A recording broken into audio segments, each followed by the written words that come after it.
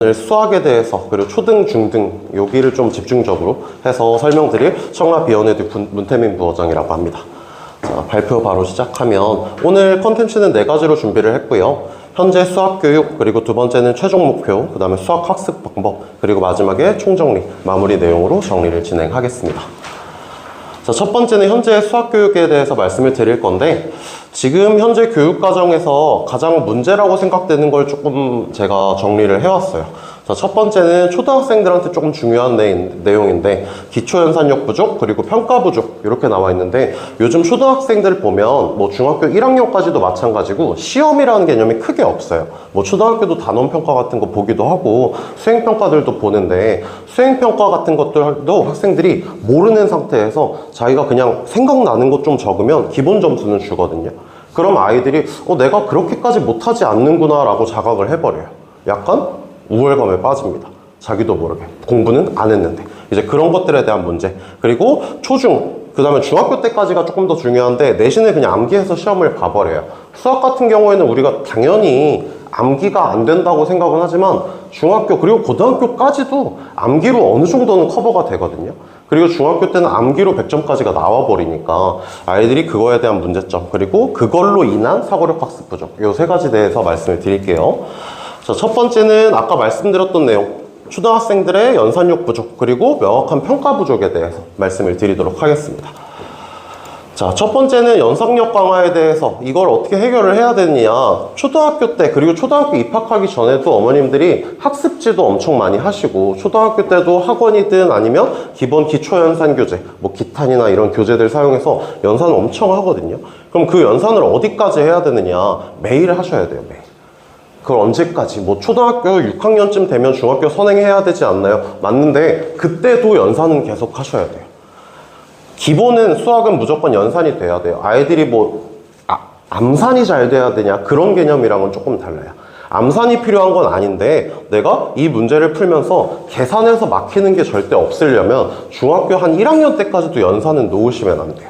그래서 지금 이건 제가 사용하고 있는 연산대장을 보여드리는 건데, 각각의 유형에 대해서 뭐 초등학교 3학년 때부터 아이들이 분수 같은 게 등장을 하고, 초등학교 4학년 되면 분수 곱하기 나누기 이런 것도 배우면서 그때 처음 수포자들이 발생을 해요, 벌써.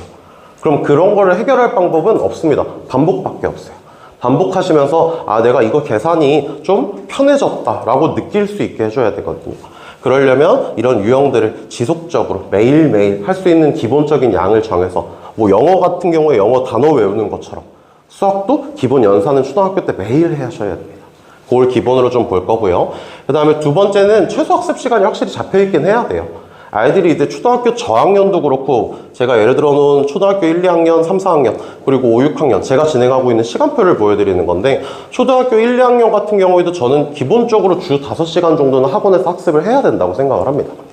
그리고 초등학교 5, 6학년, 이제 이 정도로 넘어오면 주 7시간 정도는 수업으로 진행을 조금 해야 되지 않느냐. 학원에서 아이들이 앉아서 문제풀이를 해야 되지 않느냐. 그리고 제가 적어드린 이 시간은 정말 순수하게 학원에서의 학습 시간을 말하는 거예요. 아까 말씀드렸던 것처럼 기초연산이나 아니면 학원에서 나오는 과제를 집에서도 해야 되겠죠. 과제를 해야 되는데, 그거는 학년이 올라갈수록 조금씩 늘려가야 하는데, 아이들이 기초연산 맨날 풀고 학원에서 나오는 기본 문제들 맨날 푸는 걸로 초등학교 때 소위 말하는 자기주도를 만들어 놔야 돼요. 초등학교 때 자기주도 안 잡힌 학생들 고등학교 때까지도 절대 안 잡힙니다. 저 같은 경우에도 고등학교 입시, 지금도 고등부 수업까지도 계속 다 진행을 하고 있지만, 고등학교 2학년, 3학년이 돼도 자기주도 안 잡히는 애들은 끝까지 안 잡혀요. 그때도 제가 멱살 잡고 끌고 가야 돼요. 근데 그렇게 하면 당연히 끌고 가는 만큼 성적을 만들 수는 있는데 최상위권으로 절대 못 올라갑니다. 왜? 제가 그 아이 집에 가서까지 옆에서 끼고 있는 게 아니니까. 그거는 분명히 본인의 자기주도가 필요하거든요. 그런 시간을 만들기 위해서 초등학교 때도 이 정도 기본 학습 시간은 필요하다라고 생각을 하고요. 그 다음에 세 번째는 저희가 평가 부족, 아까 말씀드렸다시피 중학교 1학년 때까지 소위 말하는 시험, 중간고사, 기말고사가 없으니까 내가 현재 어디에 있느냐, 이런 걸 좀 보여주기 위해서 저 같은 경우에는 초등학교 그리고 중학교 1학년도 분기별로 자체평가를 조금 진행을 해요.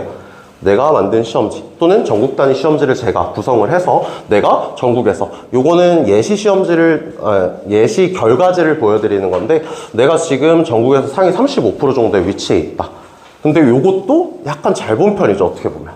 초등학교 학생들 그냥 처음에 오거나 레벨 테스트 보면 50% 넘기도 쉽지가 않아요. 그래서 그런 것들을 계속 보고 본인 스스로도 보고 학부모님들도 보시면서 아 현재 위치가 어디구나라는 걸 조금 확인을 해야 나중에 점점 욕심을 부릴 수가 있거든요. 그래서 보고 자체 평가를 계속 진행을 한다, 이렇게 보시면 될 것 같습니다. 그 다음에 내신 암기 문제점입니다. 아까 말씀드린 것처럼 중등 때가 좀 많이 커요, 이 문제점이. 중학교 때 정말 내신을 암기만 합니다. 소위 말하는 아이들이 학원은 좀 많이 다녀요. 학원 다니면서 3주, 4주 내신 기간 동안 그 개념, 그 시험 범위에 있는 문제를 풀고 똑같이 풀고 푸는 방법 외우면 점수가 나오거든요. 근데 그걸 통해서 심화학습이 되느냐? 절대 불가능하죠. 그리고 그걸 통해서 나중에 고등학교 때 시험 대비 할 수 있느냐? 그게 너무 어려워요. 그래서 단편적 암기를 통한 시험 대비가 어떤 문제점을 가지고 그걸 어떻게 해결을 할 건지. 포자라는 말이 생긴 것도 제일 큰 이유는 초등학교 거를 못하면 중학교 걸 못해요. 중학교 수학을 못하면 고등학교 수학을 할 수가 없습니다. 연결성을 너무 가지고 있기 때문에. 그럼 내가 지금 하고 있는 중학교 것도 개념 심화를 최대한 해놔야 나중에 고등학교 때 그걸 연결해서 가져갈 수 있으니까.